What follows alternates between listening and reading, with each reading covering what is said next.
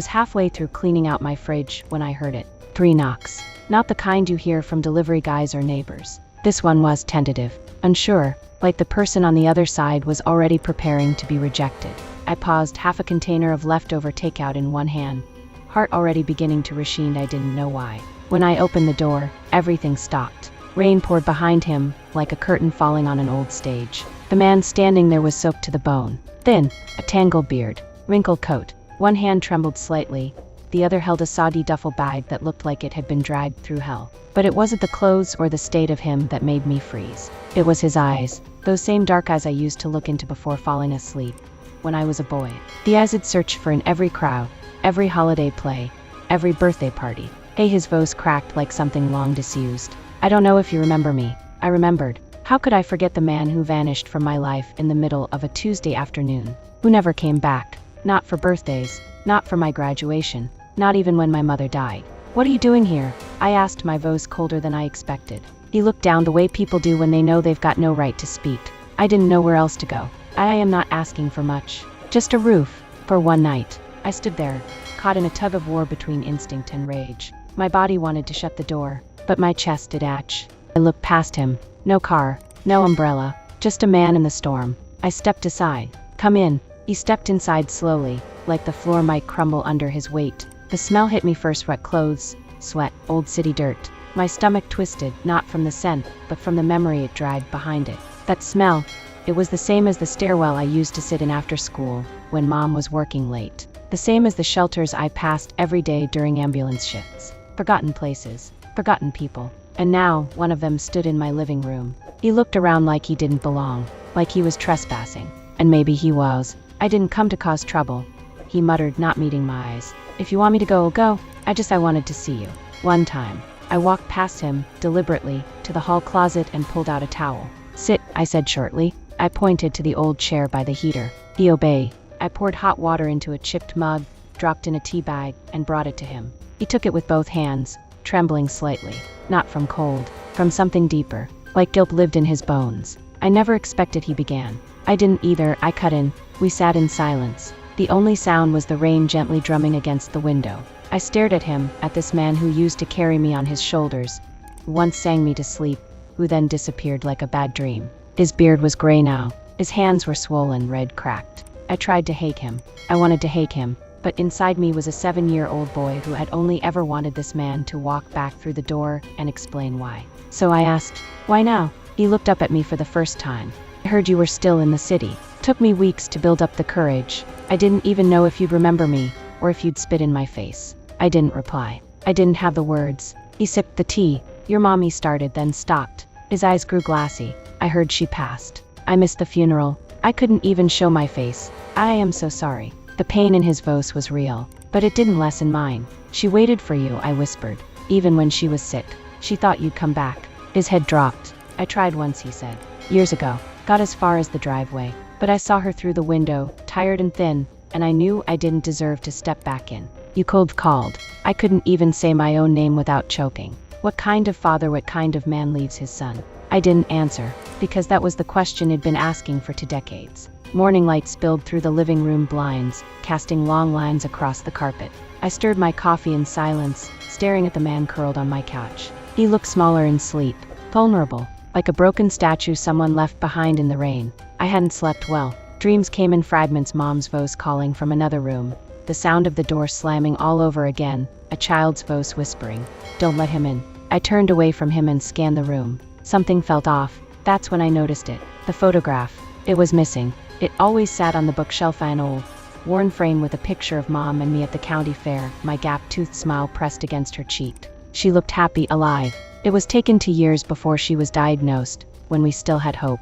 And now it was gone. I checked the floor, the nearby table, even the kitchen. Nothing. My hands started to sweat. I turned back toward the couch. He was awake now, sitting up slowly, rubbing his eyes. Morning, he muttered. Did you move something last night? I asked, trying to keep my tone even. He blinked. What do you mean? There was a photo on the shelf. It's not there anymore. He paused. Too long. Then he said, I noticed it last night. You and your mother. I picked it up. I didn't take it. I stared at him. My stomach tightened. You didn't take it, I repeated. No. He stood up quickly, maybe too quickly. Look. If it's that important, it'll help you look. I didn't move. Something in his voice cracked. Not guilt, exactly, but fear. I just wanted to see her face again, he added quietly. That's all. I haven't seen her in 20 years. I exhaled slowly, still watching him. My heart told me to believe him. But my gut, it whispered something darker. That night, after he'd gone to sleep again, I tiptoed to the hallway and checked his duffel bag. In city old clothes, a cracked lighter, a tattered journal, and at the very bottom, wrapped in a shirt, was the photo frame. My hand trembled as I held the frame. There it was, the photo of Mom and me. Bent at the corner now, the glass cracked slightly at the edge, but still intact. Still mine. I stared at it for a long time in the dim hallway light, unable to decide what hurt more, that he had taken it or that he had hidden it. I returned it to the shelf without a sound, and then I stood in the doorway, watching him breathe on my couch, tucked under my old quilt like a ghost trying to remember how to be human. I didn't wake him. Not then. I didn't trust myself to speak without yelling. My chest burned with the rage I'd buried for years. Rage that I had learned to press down like a bruise never gone, just quiet. By morning, I couldn't keep it in. He was already awake when I came out of my room, dressed and sitting up, hands folded in his lap like a schoolboy waiting for punishment. I found the photo, I said flatly, his eyes widening just a little. Not surprise. Shame. I wasn't going to take it, he said quickly. I just needed to hold it. For what? My voice rose before I could stop it. For what, exactly? To remind yourself of what you threw away. He flinched. You're right. I shouldn't have taken it. You did take it, and you lied about it. You lied to me within 12 hours of coming back into my life. What else are you hiding? I'm not hiding anything, I swear. Bullshit, I snapped. You didn't come here just to say sorry. You came here because you needed something. So tell me the truth. Now, he stood slowly, like the weight on his shoulders doubled in a single moment. I came because I didn't want to die alone. The words hit me harder than I expected. He looked at me, eyes glassy again, hands trembling. I've got cancer, he said quietly. Stage 4. I didn't come to ask for money or a place to stay forever. I just wanted to be near someone who used to love me. Just once. Before the end. The room went silent. Even the traffic outside felt like it paused. I felt like the floor dropped from under me. Why didn't you say that last night? I whispered. Because I didn't want your pity, he said. And because I wasn't sure you'd open the door if you knew the whole truth. I stared at him for a long time. And for the first time since he walked back into my life, I saw him at the drunk who left, not the coward who vanished, but a dying man who had run out of places to hide. That night, after he'd gone to bed, lie exhausted from the emotion, or the illness, or both, I stood in the kitchen alone. The photo frame sat quietly on the shelf again, its place restored. But nothing felt restored inside me. Cancer. Stage 4. I wanted to feel something clear, anger, sorrow, maybe even forgiveness. But instead, I felt a fog inside my chest, thick and directionless. Sleep didn't come easy. When it did, it brought a dream, a memory. It was raining that day too. I was 7, sitting at the kitchen table, drawing dinosaurs on construction paper. Mom was stirring something on the stove. She looked tired, but tried to smile at me. I remember her eyes glancing at the clock again and again. He was late. Again. Then, the door opened. And he came in like a gust of wind, coat dripping, face unreadable. I need to grab a few things, he said flatly. No hello, no explanation. Mom stiffened. Where have you been? Don't start, Claire. I have to start. You disappeared for 3 days. I stopped coloring. He brushed past her, into their bedroom. I heard drawers opening. A zipper. The sound of metal clinking. She followed him. You can't keep doing this, Edward. You have a son. I got up quietly and walked to the hallway, peeking around the corner. I'm not doing this, he muttered. I can't. I don't know how to be this kind of man. This kind of father. You are a father, she shouted. Whether you like it or not. Then something slammed a drawer, maybe his fist. She jumped, and then silence. I thought he'd say something. I even started to smile just a little. Maybe he'd drop the bag. Maybe he'd scoop me up and say he was sorry. That everything would be okay. But he didn't. He walked past me, out the front door, and I never saw him again. Until now. I woke up gasping, the taste of memory thick in my throat. In the quiet of the morning, I walked down the hall toward his duffel bag again to accuse him this time. But because I needed answers. Something real. I opened the bag carefully. He stepped past her, duffel bag in hand, eyes red, jaw tight. He saw me, just for a second. Between 2 books, I found it, a weathered envelope. Faded, torn at the corner, addressed in Mom's handwriting. My chest clenched. The postmark was from 2 years before she died. I slid out the letter with shaking hands, and read words from a mother who had never spoken of him again. Edward, if you're reading this, it means you've stopped running. I hope you have. I hope life softened you before it ended you. I don't hate you. I never did. You were broken, and I see that now. But our son deserved more. He still does. If you ever find your way back to him, don't ask for forgiveness, earn it. Slowly, painfully, fully, you owe him that. I loved you once. That love gave me him, and his the best parts of you, without the poison. Claire, tears blurred the paper, and for the first time since he arrived, I didn't feel 7 years old. I felt like a man who had just found the last words of the woman who held our world together. The morning sun filtered in through the curtains, warm and soft, but it felt too gentle for the storm in my chest. He was already awake again, sitting at the table with that same guarded expression. His hands were wrapped around a chipped mug of coffee I hadn't poured. I realized then how early he must have risen. Maybe he hadn't slept at all. I walked in silently and placed the letter in front of him. His hands froze mid-sip. He stared at the envelope, then looked up at me slowly, face tight, unreadable. I found it, I said. In your bag. He didn't reach for it. Didn't touch the letter like it might burn him. She wrote that to you, I added voice low. 2 years before she died. You never wrote back. He opened his mouth, but nothing came out. His throat worked for a few seconds before he finally managed. I read it 100 times. I kept it with me, always. It was the only thing that kept me alive some nights. Then why didn't you come home? He rubbed his face with both hands. Because she was right. I didn't deserve to be forgiven. I slammed my hand down on the table, not hard, but enough to make the mug jump. You could've tried. You could've shown up. She waited for you. I couldn't look her in the eye. He shouted suddenly, his voice cracking. I couldn't face her knowing I left you. Do you understand what that does to a man? To know he broke the only to people who ever loved him? His voice dropped to a whisper. I killed that part of myself so I wouldn't have to feel it. We sat in silence. Outside, a car honked far off. A dog barked. Life carried on. But between us, time stood still. Finally, I said, she didn't write that letter for you. She wrote it for me. So I could know, even after all the silence, that you once mattered to her. That maybe you could matter to me too. He looked up at me, their knees wet, lips quivering. I don't deserve that chance, he said. I know, I said softly, but you have it anyway. His breath hitched. I pushed the letter across the table toward him. He picked it up, held it like something sacred. And when he cried this time, he didn't hide it. That afternoon, we sat outside on the small balcony of my apartment. He had an old hoodie pulled tight around his shoulders, shivering despite the warmth. The city buzzed around us, horns, footsteps, the hum of distant construction, but up there, in that moment, it was just us. I passed him a cup of hot tea. He held it with both hands like it anchored him. I don't know how to talk about those years, he began quietly. There were so many of them, and none of them made sense. Start somewhere, I said. Anywhere. He stared out at the skyline. The day I left, he said, I didn't plan it. I had gone to a bar to blow off steam. 1 drink turned to 5, then 10, and then I woke up in a motel 3 towns over with no money, a black eye, and blood on my shirt I couldn't explain. I sat still, barely breathing. I told myself I'd go back. It'd clean up, get a job. I told myself I'd go back. It'd clean up, get a job, be the man you both deserved. But shame is like quicksand. The more I struggled, the deeper I sank. Every time I looked in the mirror, I saw failure. And every day that passed made it harder to turn around. Why didn't you get help? I asked. I tried. A few times. Rehab, halfway houses, got sober, relapsed, rinse, repeat. But it's hard to stay clean when you have nothing to stay clean for. He paused, voice thinning. There was a year I spent sleeping under a bridge near Millstone. I remember lying on the cold concrete and thinking, this is where I die, and no one will even know my name. The silence between us thickened. Then he added, and then someone handed me a sandwich. Just some stranger. No questions, no pity. Just kindness. That one act, it pulled me out of myself.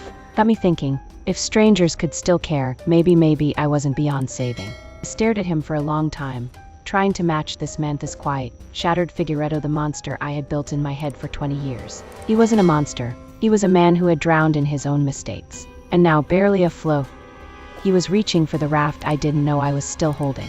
I'm sorry I took so long, he said, voice raw. I lost myself out there. But every road I took, somehow it led me back here. To your door. I didn't respond right away. Instead, I reached into my pocket, pulled out a photo. It was from my high school graduation. Me in a cap and gown. Mom beside me, thinner than she should have been, but smiling proudly. I handed it to him. You weren't there, I said softly, but I carried you anyway. He held the photo like it might disappear. And he wept. The oncologist's office smelled like antiseptic and old coffee. We sat in silence, my father and I, as a young nurse placed a plastic hospital bracelet around his wrist. He flinched at her touch. Not from pain but from what the bracelet meant, that he was officially a patient now. No longer a drifter. No longer invisible. He was being seen. And it terrified him. The doctor, Dr. Halbridge, is kind but clinical. She walked us through the diagnosis with practiced compassion. Advanced stage lung cancer. The scans had shown lesions on both lungs. Palliative treatment was the only realistic option. How long? I asked. She glanced down at her clipboard before answering. 6 months, maybe more with treatment. Less without. My father said nothing. He just nodded, almost like he expected it, like he had already made peace with dying. But I hadn't.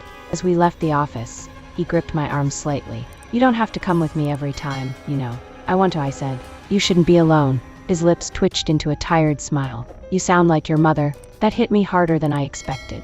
We walked slowly toward the elevators. He coughed a dry, raw sound that doubled him over slightly. I put my hand on his back to steady him. His body felt fragile beneath my palm. But just as we turned the corner toward the lobby, I noticed something. Across the room by the nurse's station, a woman stared at him. Mid-40s, neatly dressed, her eyes wide, frozen, like she'd just seen a ghost. I stopped. My father didn't notice her. He was focused on the vending machine. But she stepped forward, lips parting like she wanted to speak. Then, just as quickly, she turned and walked briskly out the automatic doors. Hey, I called out instinctively. Do you know? But she was gone. When I turned back, he was sipping from a soda can like nothing had happened. You okay? He asked. I hesitated. Yeah, just thought I saw someone I knew. We walked out into the parking lot, but my mind was still racing. Who was that woman? And why did she look at him like that? I couldn't shake her face. The woman from the hospital. The way her eyes locked onto my father like he was someone she'd lost or someone she never expected to see again. It lingered with me all night. I didn't mention her to him. Something told me not to. Maybe it was instinct. Maybe it was the slight, untraceable tension that passed through me every time I remembered how quickly she turned away. But I needed answers. So the next day, I returned to the hospital, told my father I had to work a shift, which wasn't a total lie. But instead of going in, I sat in the lobby with a coffee and waited, watching, listening, hoping I'd see her again. I waited nearly 2 hours. Then, just as I was about to give up, she appeared. She came out of the elevator with a clipboard and badge, a hospital social worker. She didn't see me at first. I approached her gently, not wanting to scare her. Excuse me, I said. Do you work with oncology patients? She looked up. Her face had flickered with recognition and uncertainty. Yes, she said cautiously. I saw you yesterday, I continued. With my father, Edward Vance. At the mention of his name, her face went pale. You know him, I said quietly. Her lips parted, closed, opened again.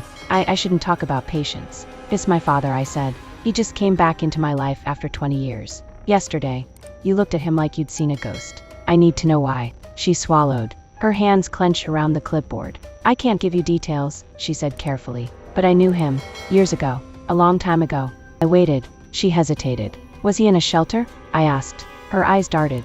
Yes. Did he hurt you? I asked suddenly, not even sure why I asked it. But I had to know. No, she said, almost quickly. No, nothing like that. It's just, she looked away, then back at me. I think you deserve to know something, she whispered. But not here. Meet me after my shift. There's a cafe across the street. 6 p.m. and with that, she walked off. I stood frozen in the hallway, heart pounding. What could she possibly know that my father hadn't told me? The cafe was quiet, the kind of place where secrets felt safe. She arrived 5 minutes late, eyes wary, fingers wrapped tightly around her purse strap. I watched her sit, unsure if she'd go through with it. But when she spoke, her voice was steady. I met Edward 16 years ago, she began. I was volunteering at a transitional shelter in North Carolina. He wasn't the man you saw yesterday. He was thin, hollow, barely speaking. But there was pain in his silence. Deep pain. I stayed silent. I remember one night, it was Christmas Eve. Most of the residents were gone, families took them in, some just disappeared. But he stayed, alone. I gave him a blanket. He just looked at me and said, I had a son once. He was 7 when I left. That was the first time I ever heard him say anything about family. My throat tightened. Did you two have a relationship?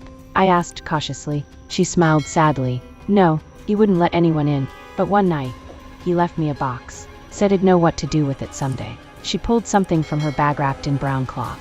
I opened it slowly. Inside was a crumpled photograph. Me as a child, 7, holding a stuffed bear. My mother standing behind me. And on the back, in fading ink, my world. My failure? My hope. There was also a folded letter, dated 2010. To my son. I don't know if he'll ever get to say this out loud. But not a day has passed that I haven't seen your face in my dreams. I ran because I thought I was sparing you from my decay. But I see now I was only running from myself. If you're reading this, I either found the courage to face you or someone found the courage for me. I don't ask for forgiveness. I ask only to be remembered not as a monster, but as a man who never stopped loving you from the shadows. Died. Tears burned hot in my eyes. I looked up. Why didn't he give this to me himself? She shook her head. Maybe he was waiting for the right moment. Maybe he thought there wouldn't be one. I didn't confront him when I returned home. I just walked in, handed him the photo and the letter, and watched his hands shake as he realized where they'd come from. You kept it all these years, I said. He nodded. I didn't know if it earned the right to give it to you. You did. He looked up, eyes red. Really? Yeah, I whispered. You did. In the weeks that followed, things slowed down. The chemo made him weaker. Some days, he could barely walk. Others would sit on the couch and watch old movies, his favorites. The ones I used to hear through the walls when I was a boy pretending not to wait for him to come home. One night, he turned to me and said, "You know, I never thought I'd get to see the man you became." I smirked. And? You turned out better than I ever could have. We didn't say much after that. We didn't need to. Sometimes love doesn't return as a thunderclap. Sometimes it creeps back quietly, exhausted and humbled, hoping there's still room for it. He passed away in his sleep.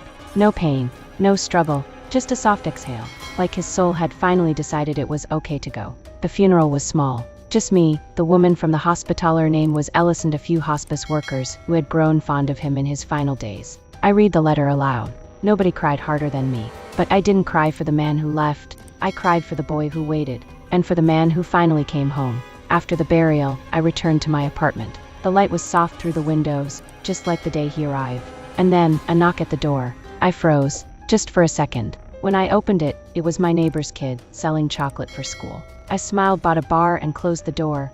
But as I leaned against it, I realized something. That knock, all those weeks ago, had changed everything. Forgiveness didn't erase the past. It didn't make it right, but it allowed something else. A future, and it let that future in, just like it opened the door.